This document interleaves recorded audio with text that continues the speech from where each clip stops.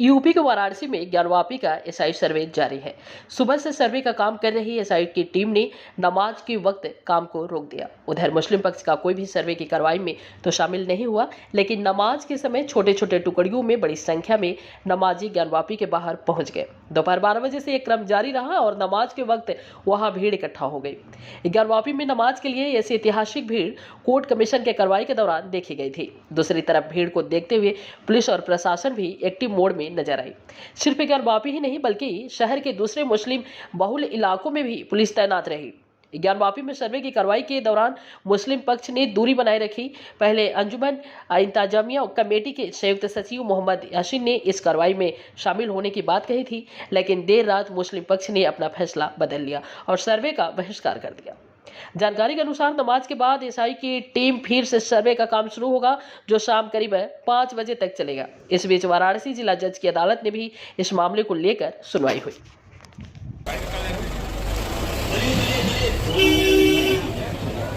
आ रहे हैं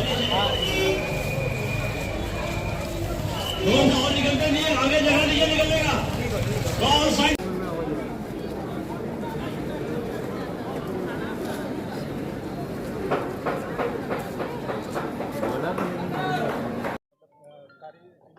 एक तरफ आपको जमीन दी जाती है, एक तरफ अयोध्या का जमीन है, तो अगर उसी तरह कुछ तर्ज पर अगर यहाँ का मामला आएगा तो क्या कहेंगे? ऐसा कुछ नहीं। देखिए, पहले तो मालिकाना पटिशन दाखिल हुई है, मालिकाना सूट दाखिल हुआ है, उस पर तो बात हो ही नहीं रही है, ये कानून का विषय है। और उसके बाद एक मदार है जिसका उर्स होता था, प्रशासन ने, कमिश्नर ने उस जमाने में पुलिस कमिश्नर ने बंद कराया था किसी निजी कारण से या किसी वजह वस्तु विषय, वो उसका भी पिटीशन दाखिल है, उसमें लोग चले गए, वस्तु विषय से भटक के उधर वाले मुद्दे में चले गए, इधर वाले में चले गए। तो कहने का आप मालिकाना हक वाले मुकदमा पे तो कोई बात ही नहीं कर रहा है। आईएसआई की जांच जब वहाँ पर आप सबूत देंगे तो वहाँ ना फैसला होगा। और जो सबूत यहाँ आईएसआई से मांगा जा रहा है, एएसआई सबूत हमें देके तो हम वहाँ सबूत लगा देंगे। लो भैया, ले सबूत है।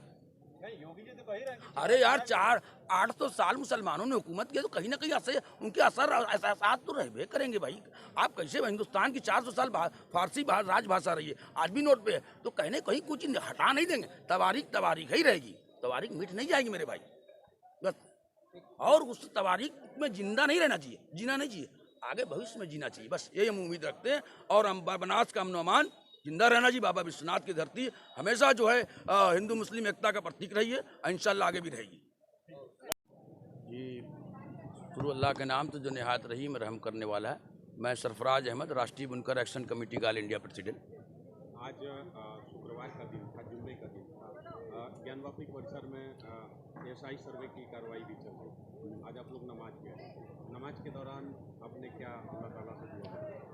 देखिए, नमाज में दुआ हमेशा बनारस का मुसलमान अमन व अमान चाहता है, और अपने अमन व अमान और बनारस के अमन व अमान, अपनी मस्जिद की हिफाजत के लिए दुआ किया, और हिंदुस्तान के आइन और कानून में विश्वास करते हुए पूरी पुरउम्मीद है। और आसार कदीमा हिंदुस्तान की सबसे पुरानी तंजीम है, आज़ादी के से भी पहले की है, और हम उस पर पूरी यकीन रखते हैं, उसकी कार्रवाई पर भी यकीन रखते हैं। जैसा कि मुसलमानों ने इसके पहले अयोध्या पे अपना दावा छोड़ दिया था, यहाँ कोई फैसला नहीं हुआ था, दावा छोड़ दिया, उसी की बुनियाद पे कानून भी बना था कि अब आने वाले दौर में कोई ऐसी दूसरी मस्जिद की बात तस्करा नहीं हुई। तो अमन अमान, कौमी एकजहती की बात होनी चाहिए, देश को एकता के ताने बाने से पिरोया जाना चाहिए।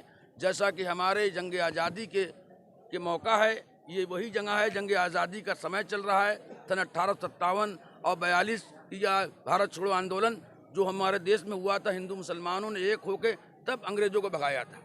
आज हमारे उन लोगों की आत्माओं को कितनी तकलीफ पहुंच रही है कि हिंदू मुसलमान को लड़ाने की कोशिश ना की जा रही है, और जंग आज़ादी या 1857 के गदर से लेके आज़ादी की लड़ाई तक में हिंदू मुसलमान साना बसाना लड़ा, तब अंग्रेज़ों को उठा के बाहर फेंका। आज हम किस तरफ देश को ले जा रहे हैं, कहाँ ले जा रहे हैं?